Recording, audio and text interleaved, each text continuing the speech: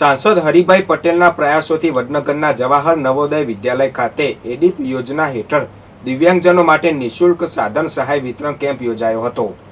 આ કાર્યક્રમમાં વડનગર તાલુકાના 265 દિવ્યાંગ લાભાર્થીઓને અંદાજિત 40 લાખ રૂપિયાની કિંમતના મોટરાઇઝ ટ્રાઇસિકલ, વ્હીલચેર, શ્રવણ યંત્રો અને અન્ય આધુનિક ઉપકરણો મહાનુભાવોના હસ્તે અર્પણ કરવામાં આવ્યા હતા। सांसद हरिभाई पटेले जणाव्યું હતું કે મહેસાણા લોકસભા વિસ્તારના 1700 દિવ્યાંગો માટે કુલ 3 કરોડના ખર્ચે 3400 સાધનોનું વિતરણ કરવામાં આવી રહ્યું છે, જેનો ઉદ્દેશ્ય દિવ્યાંગોને આત્મનિર્ભર બનાવવાનો છે। આ પ્રસંગે રાજ્યસભા સાંસદ મયંકભાઈ નાયક, જિલ્લા પંચાયત પ્રમુખ નીતિનભાઈ પટેલ, ઊંઝા ધારાસભ્ય કિરીટભાઈ પટેલ સહિતના મહાનુભાવો ઉપસ્થિત રહ્યા હતા। કાર્યક્રમ દરમિયાન સાંસદની ગ્રાન્ટમાંથી નવોદય વિદ્યાલયને 14 લાખના ખર્ચે બોલેરો ગાડી પણ ભેટ આપવામાં આવી હતી। આગામી રથયાત્રાના પવિત્ર પર્વને અનુલક્ષીને પાટણ જિલ્લામાં કાયદો અને વ્યવસ્થાની સ્થિતિ સુદૃઢ રહે તે માટે જિલ્લા પોલીસ દ્વારા વિશેષ ડ્રાઈવ હાથ ધરવામાં આવી છે। આ અભિયાન દરમિયાન લોકલ ક્રાઇમ બ્રાન્ચને મોટી સફળતા મળી છે। પોલીસે વારાહી, સમી અને શંકેશ્વર વિસ્તારમાં કોમ્બિંગ હાથ ધરી ગેરકાયદેસર દેશી કટ્ટા અને હથિયાર બનાવવાની સામગ્રી સાથે 6 આરોપીઓની ધરપકડ કરી છે, જ્યારે અન્ય 2 આરોપીઓની શોધખોળ તેજ કરી દેવામાં આવી છે। ચોક્કસ બાતમીના આધારે એલસીબીની અલગ અલગ ટીમોએ સમી તાલુકાના ગાસદીનપુરા, મુજપુર, શંખેશ્વરના રાનીસર તેમજ વારાહી વિસ્તારમાં દરોડા પાડ્યા હતા।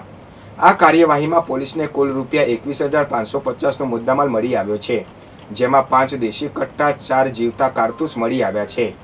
રથયાત્રા અનુસંધાને પાટણ જિલ્લામાં કાયદો વ્યવસ્થાની સ્થિતિ જળવાઈ રહે તે માટે અલગ અલગ ડ્રાઈવ આપવામાં આવી હતી અને એના ભાગરૂપે પોલીસે ગેરકાયદેસર હથિયારો ધરાવતા લોકોની પણ ચકાસણી કરેલી અને એમાં એલસીબી પીઆઈ અને એમની ટીમને ચોક્કસ માહિતી મળી હતી કે પાટણ જિલ્લાના રાધનપુર ડિવિઝનના અમુક ગામોમાં અમુક લોકો પાસે ગેરકાયદેસર હથિયારો છે, જેના આધારે એલસીબી પીઆઈએ પોતાની અલગ અલગ ટીમો બનાવી અને સમીના ગાસદીનપુરા, મુજપુર, શંખેશ્વરના રાણીસર અને વારાહીમાં અલગ અલગ જગ્યાએ કોમ્બિંગ કરેલું હતું અને કોમ્બિંગ દરમિયાન પોલીસને 5 દેશી કટ્ટા, કારતૂસ નંગ 4 અને હથિયાર બનાવવાની અલગ અલગ સામગ્રી મળી આવી હતી, જેમાં પોલીસે અલગ અલગ 5 ગુના દાખલ કર્યા હતા અને અત્યારે એમાં 6 આરોપીઓને પોલીસે અટક કરેલા છે।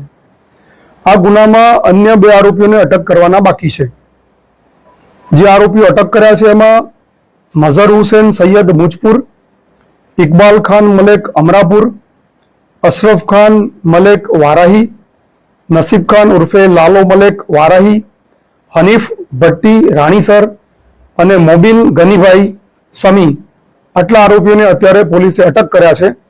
જે અટક કરવાના બાકી આરોપીઓ છે એમાં ડાયા ઉકા માજીરાણા રાધનપુર, દરિયા ખાન ભટ્ટી રાણીસર।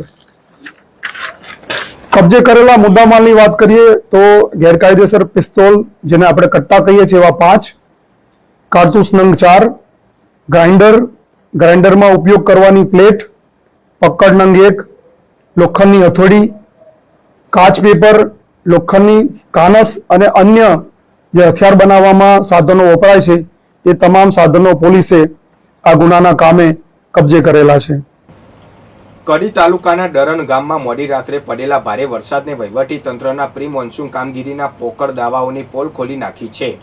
ગામના ખારા ઉપર અને મણિનગર વિસ્તારમાં સ્થિતિ એટલી હદે ગંભીર બની છે કે અંદાજિત 140 જેટલા મકાનો કેડસમા પાણીમાં ગરકાવ થઈ ગયા છે।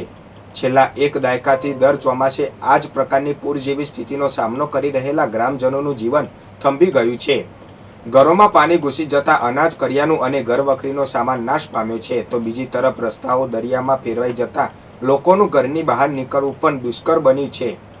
શાળા કોલેજે જતા બાળકોની શિક્ષણ વ્યવસ્થા ખોરવાઈ ગઈ છે, તો મેડિકલ ઇમરજન્સીના સમયે દર્દીને બહાર કાઢવો પણ જીવનું જોખમ ખેડવા સમાન બની ગયું છે। દાયકાઓથી લેખિત અને મૌખિક રજૂઆતો કરવા છતાં તંત્ર અને સ્થાનિક નેતાઓની ઉદાસીનતાને કારણે ગ્રામજનોમાં ભારે રોષ જોવા મળી રહ્યો છે। પ્રશ્ન એ છે કે કાગળ પર ચાલતો વિકાસ આ ગામના ગરીબ પરિવારોની વેદના ક્યારે સાંભળશે? મહેસાણા શહેરના ઐતિહાસિક હૃદય સમાન આઝાદ ચોક વિસ્તારને હવે એક નવી ઓળખ મળવાની શક્યતાઓ ઉજળી બની છે। રાજ્યસભાના સાંસદ મયંકભાઈ નાયક દ્વારા મહાનગરપાલિકાના મ્યુનિસિપલ કમિશનરને કરવામાં આવેલી સત્તાવાર રજૂઆતે શહેરના વિકાસમાં એક મહત્વપૂર્ણ વળાંક લાવી દીધો છે। આ પહેલનો મુખ્ય ઉદ્દેશ આઝાદ ચોકના પ્રાચીન અને ઐતિહાસિક વારસાને જાળવી રાખીને તેને એક આધુનિક હેરિટેજ હબ અને સુવ્યવસ્થિત સ્ટ્રીટ વેન્ડર ઝોન તરીકે વિકસાવવાનો છે. સાંસદ મયંકભાઈ નાયકની આ કલ્પના માત્ર શહેરના સૌંદર્યકરણ પૂરતી મર્યાદિત નથી, પરંતુ તે આર્થિક સશક્તિકરણનું એક મજબૂત માધ્યમ પણ છે. સરકારી સ્ટ્રીટ વેન્ડર નીતિના અમલીકરણ સાથે આ વિસ્તારમાં અત્યારે રોજીરોટી કમાતા નાના વેપારીઓ અને ફેરિયાઓને એક સુરક્ષિત અને સુવિધાસભર સ્થળ મળશે. આ સાથે જ સ્થાનિક મહિલાઓ માટે ફળ, હસ્તકલા અને ઘરગથ્થુ ખાદ્ય ચીજવસ્તુઓના વેચાણ માટે પ્રાથમિકતા નક્કી કરવામાં આવી છે, જેથી તેઓ આત્મનિર્ભર બની શકે. આઝાદ ચોકનું આ હેરિટેજ માર્કેટ મોડેલ મહેસાણામાં એક નવું રોજગારીનું કેન્દ્ર સાબિત થશે.